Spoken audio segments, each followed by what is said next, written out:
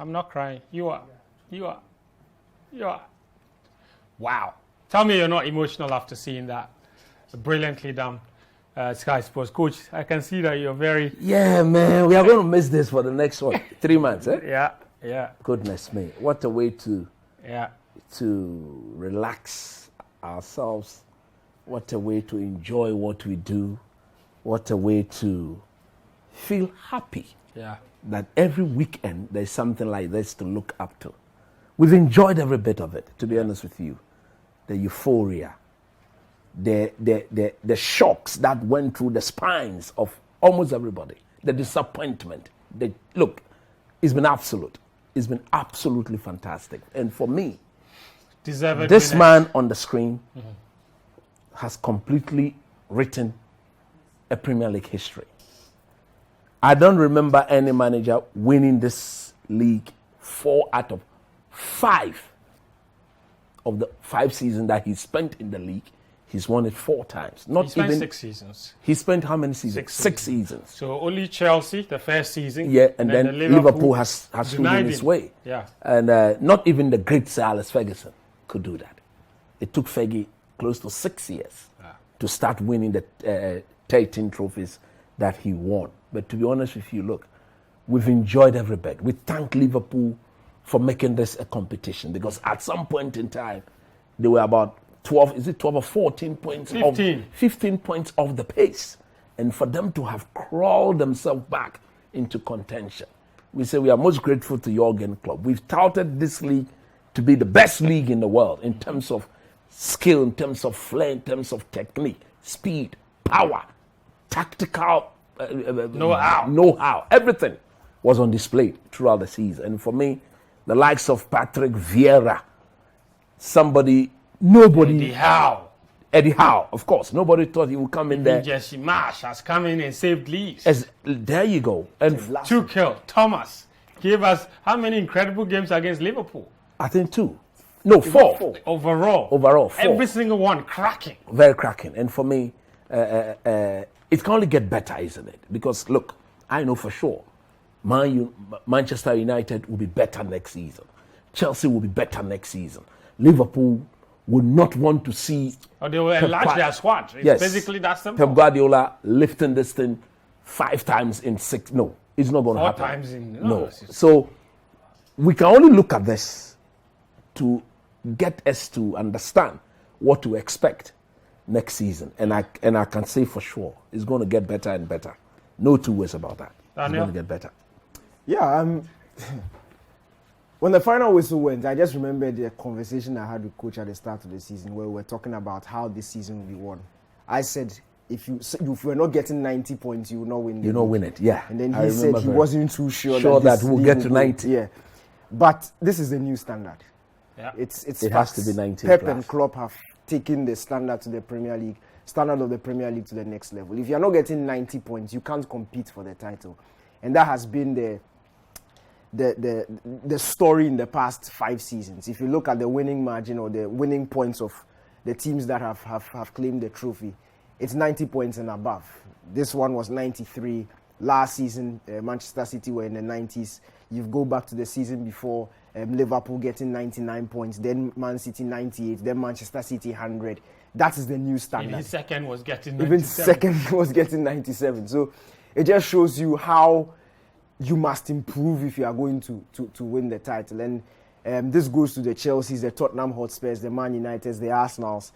If you want to compete for the title, then you have to start looking at 85, 90 points. And these are teams who have between 58 and 70 points. So it's a lot of work you need to do. But look, that is why the Premier League is a Premier League. And what I love about this league is there's always a story somewhere. There's always something to fight for somewhere. Yes, maybe the title race might be between 2 teams. Then you look at the top 4 race. It's still going on. Relegation battle is still going. Even Europa and Conference League places are always a fight. And it just shows you how the quality gap is being breached. You look at the likes of West Ham, of Wolves, who narrowly missed out on European places. You look at Leicester City, who made it 2 years in a row.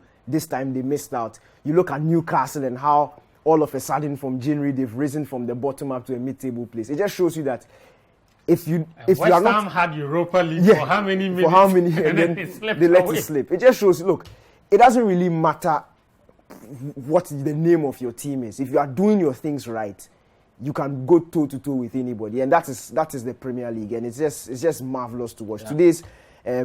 Today's games were just showcased what exactly the Premier League was about. It's drama, it's exciting from start to finish, and the team that deserved the one at the end of the day. So congrats to Manchester City. We'll show you that game in a bit, but first let me show you the scores from today's Premier League matches. Dramatic day, really, and we'll tell you what every single score there meant for every single team.